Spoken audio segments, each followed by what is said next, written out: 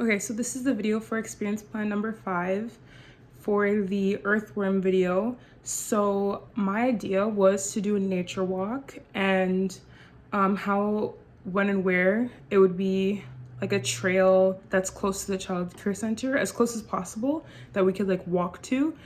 Yeah, so a trail or like a forest or like a little park kind of thing where we could just explore and see what kind of animals and insects and stuff that are in the area. I would do it after lunch just to ensure that the kids aren't like hungry. I would try to get them to use the washroom before we leave so that those two things are just out of the way and shouldn't really be a concern during the experience.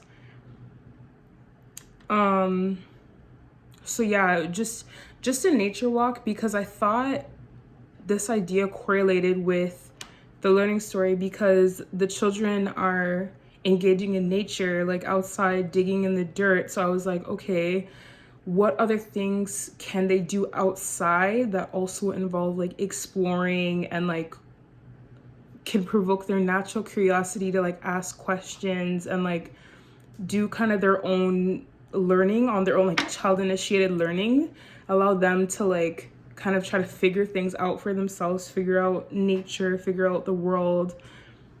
So the materials that I would be bringing, I thought was like a good idea would be like gardening gloves for like kids that don't want to use their actual hands to explore and touch bugs and all that kind of stuff. And even I feel like it might be a good idea for all of them to wear gardening gloves because you never know what kind of plants are not good for people to touch, like poison ivy and stuff like that. So, and I don't know what that looks like.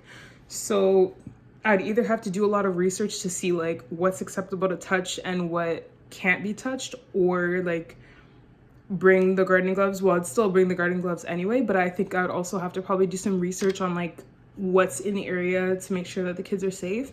And then I also wanted to bring wet wipes so that we could like wipe off extra dirt and stuff off of like their hands, the gloves, even their shoes maybe when we're like leaving the trail or forest or park. And then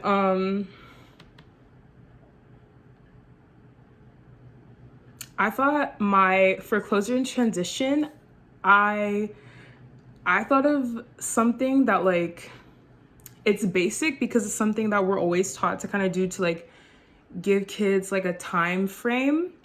But like I was thinking, because obviously there's no clocks, like I'll have like my phone or whatever, but because there's no clocks out there to tell the kids like 5 minutes, like set a timer or something to 5 minutes. And then when it goes off, like for me doing that, I'd want the kids to like kind of learn like what 5 minutes feels like. Like, yeah, it's better for them to see it like on a clock, have like a visual representation. But I feel like also knowing, like feeling like 5 minutes has passed is also important to know too.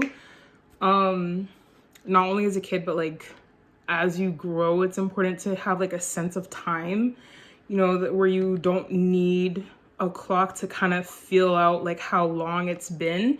So yeah, I think that'd be really cool. I know they're gonna be like young children that I'll be doing this with, but I thought that would be really cool, like to try to start to teach them that, like ways to kind of feel out time without having to see a clock or whatever. But yeah, they might be too young to understand that completely.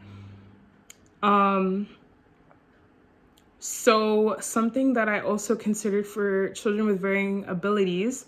So I feel like I use this example a lot, but a child that has a lot of energy, I feel like they could be like the leader, because when we're walking to the forest or park or trail, I wanted to kind of do it in a way where they're like holding hands just to ensure that everyone's there, everyone's safe, everyone's accounted for, and to make sure it's just organized just in case, like, because obviously we're not the only people in the world, so if there's other people around us, just to keep them like together and safe so that other people can move around without it being like an issue.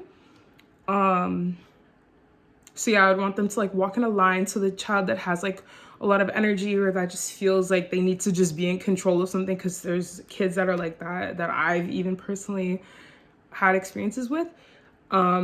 yeah, for them to just be in the front, to kind of be like the leader, to guide the group, or even to be in the back, to be the one that like makes sure everyone's there. So like while we're walking, I can ask that kid like as we walk, like, okay, is everyone still here? Like, did anyone leave? Like, you know, just to keep them, you know, thinking and keeping them using their language and attention skills to make sure they're like being aware, teaching them that like awareness and paying attention to their peers and what we're doing.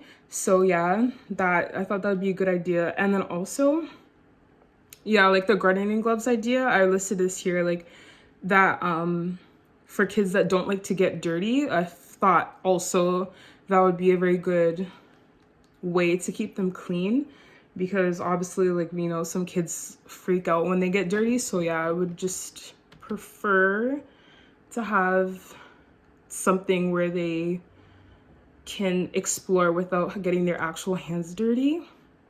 And yeah, so then I just also wanted to talk about my role in the experience.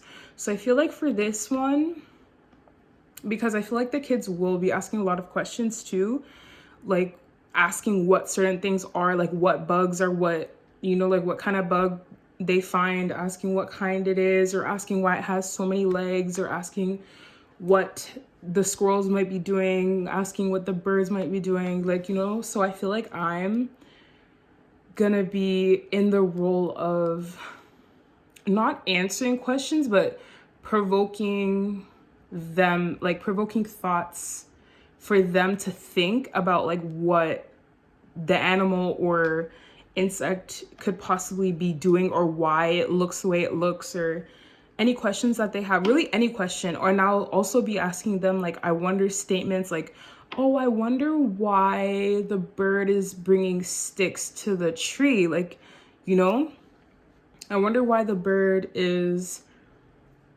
making a nest. What, like, why do birds make it? Do we know why birds make a nest? And like I said, this experience plan, hopefully I'd be able to do it with like kids that are like 4, like 3 or 4. This video was based off of 2-year-olds, but hopefully like the experience could actually happen with like maybe a little bit older children, so that I can actually ask those questions so that they can think and come up with their own answers, because I don't know if 2-year-olds can do that really yet. I might still have to just answer the questions, but yeah, I just feel like my role would just be to help them to make sense of what's happening around them, and why it's happening too. So then I also wanted to speak to, like, to piggyback off of what I just said, ways that I could change it, like things I would do differently.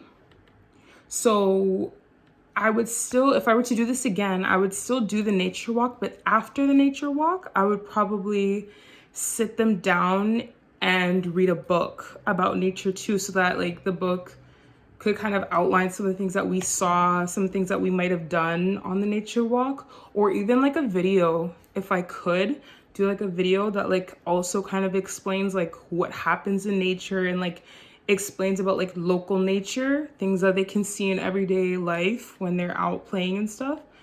So yeah, that was just 2 things I would change or add to make the experience a little bit different, and to make it a little bit more educational and informative too, because I feel like with this, a lot can be taught through a nature walk.